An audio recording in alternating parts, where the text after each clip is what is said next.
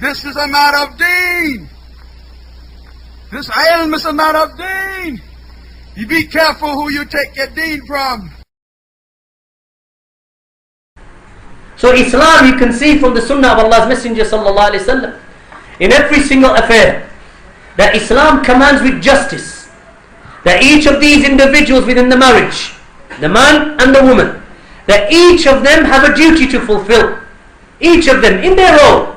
They are not equal in terms of their duties, equal in terms of reward. That if they are both righteous, and if they are both pious, and if they both fast, and if they both pray, and if they both give sadaqah, Allah subhanahu wa ta'ala will enter them into Jannah. So in that regard, Jannah is their reward. But as for their duties in this life, then Allah subhanahu wa ta'ala has given each one of them a mas'uliyah, as in the hadith that we mentioned earlier. And a marriage, ya ikhwan, quite often is not a marriage that is based upon military rules. You know, like when you marry a woman, she's now joined the army. That's not how we treat our wives.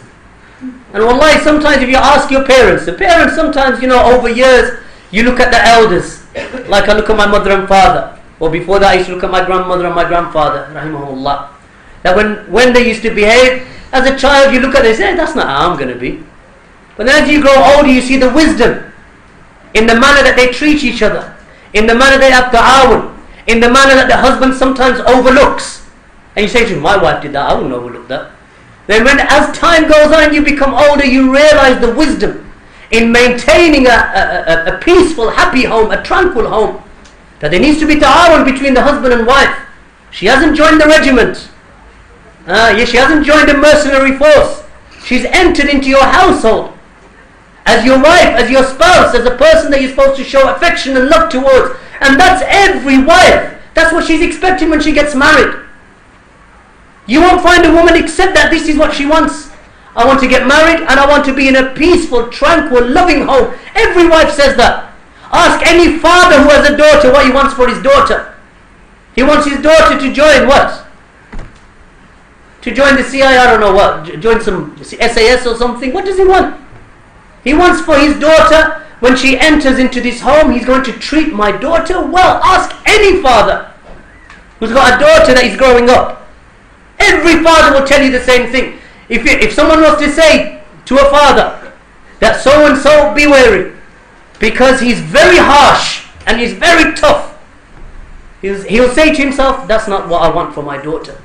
Because every father wants for his daughter someone that is loving and caring and patient, that even if his daughter makes a mistake, that he will advise and he will be caring towards her, and he will advise her just like he would wish for his own children to be advised. So ta'awun, my brothers and sisters, وَتَعَاوَنُوا عَلَى الْبِرِّ وَالتَّقْوَى, as Allah subhanahu wa ta'ala has mentioned. وَلَا تَعَاوَنُوا عَلَى الْإِثْمِ وَعُدْوَانِ وَاتَّقُوا اللَّهَ إِنَّ اللَّهَ شَدِيدُ الْعِقَابِ. Allah subhanahu wa ta'ala has mentioned, and help one another in righteousness and piety, and do not help one another in sinning and transgression, and fear and revere Allah subhanahu wa ta'ala. Verily Allah is severe in punishment. A command from Allah subhanahu wa ta'ala, that we cooperate with each other, and we have taqwa. A taqwa, ya ikhwan, a fear of Allah subhanahu wa ta'ala, a fear, a taqwa that necessitates, as Talq ibn Habib rahimahullah ta'ala mentioned, in obedience to Allah with that which Allah has commanded, upon light from Allah, hoping in the reward of Allah, keeping away from the prohibitions of Allah subhanahu wa ta'ala, upon a light from Allah, fearing the punishment of Allah subhanahu wa ta'ala. This is taqwa. This is what we intend by taqwa.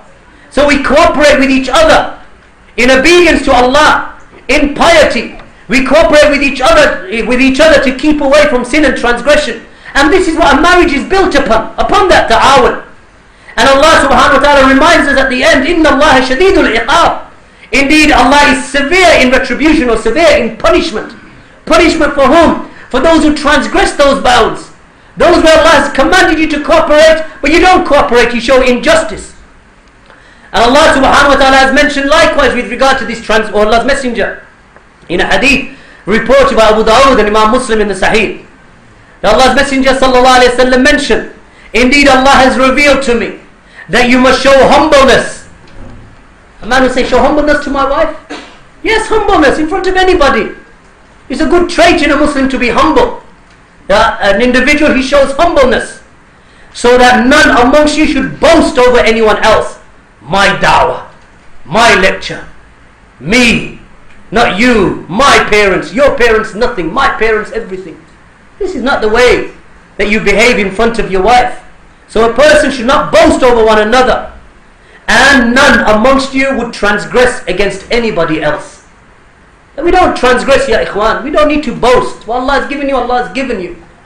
There's no need. Like sometimes a man will say, I don't like my wife. Why don't you like your wife? She doesn't, serve my parents. I say, do you serve her parents? No, why should I? She married me.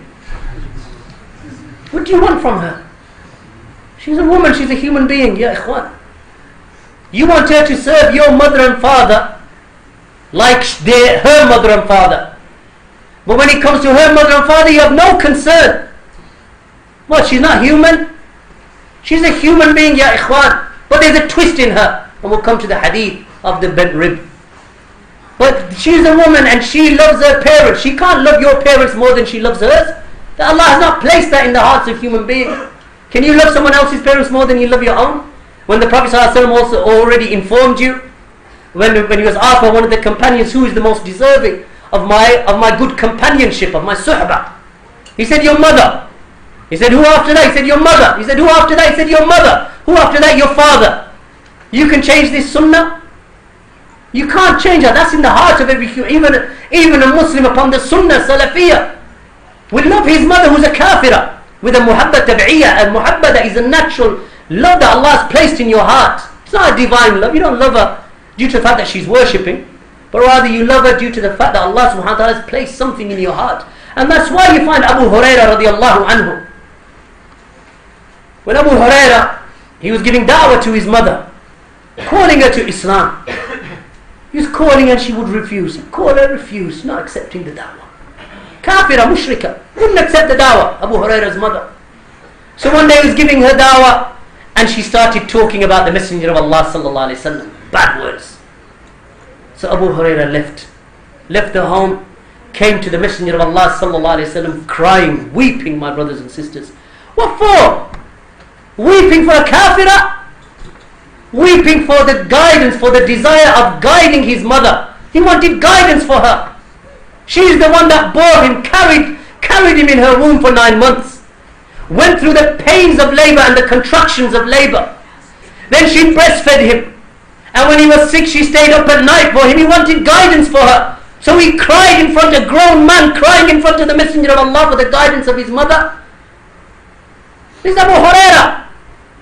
So the Messenger of Allah sallallahu alayhi wa sallam made dua. What would you do, ya when someone comes to you? He says, Fulan is talking about you. You say, shaitan, talking about me. What have I ever done, shaitan? Look at the Messenger of Allah sallallahu alayhi wa sallam. Abu Hurairah came to him. Is there a Messenger of Allah sallallahu alayhi wa sallam saying anything? He made dua for the mother of Abu Hurairah, that Allah guide them. So then Abu Hurairah left the house of the Messenger of Allah sallallahu alayhi wa sallam. Shows the mercy of the Messenger of Allah sallallahu alaihi wasallam, mercy to the whole of mankind, mercy to the world, not for any reason, ya ikhwan, a reality, not for any just a title for the sake of a title, a reality that he was a mercy to the world. So when Abu Hurairah returned home, he came to the door. She said, stop. His mother, what now? Stop, don't come in. So he said, I just stood there. Obedience, kafirah. Commanding her son who's a Muslim, after she's attacked the Messenger of Allah, still commands her, stops, doesn't move. Obedience. Even if the mother is a kafirah, stood there, didn't move. He said, I heard some water falling. Then I heard her putting on her clothes. I heard her footsteps as she approached the door. Then she opened the door and she said, Abu Hurairah, she said, Ashhadu an la ilaha illallah wa ashhadu anna Muhammadan abduhu wa rasuluh. And people say, dua, what's dua? Is that all you're going to do for the Palestinians? Dua? You Salafis just want to make dua? Look at the dua. Guides people from kufr and darkness and ignorance to the beauty of Islam. And look at the concern that Abu Hurairah radiallahu anhu had for his mother. That he wanted guidance, he wanted the Messenger of Allah sallallahu alaihi wasallam to make dua for her. You see, when you hear with these stories sometimes from the brothers, I wanted to show obedience to my parents, and I wanted to serve my parents. Yet he doesn't do anything for her parents. If you want, I'll teach you something, ya ikhwan. Teach you something which I learned. And Shaykh Falah mentioned it several times to us. That if you want your wife to serve your parents as if they are her parents, so that your parents can't even distinguish whether this is their daughter or a daughter-in-law. Everybody wants a wife like this. Everybody wants a wife like this. Then treat her parents, treat her parents like your own parents. Serve them. When you visit them, kiss their forehead. Bring them gifts. Take them things. Anytime your wife says, I want to go and visit my parents, visit them. Make that alaqa strong between you, that connection strong between you and your mother and father-in-law. Make that strong. And you see how she races towards the service of your parents. It will increase the tranquility in your home, and the love in your home, and the blessings in your home, because everything that you're doing, ya ikhwan, is rewarded by Allah subhanahu wa ta'ala if you do it sincerely for His sake.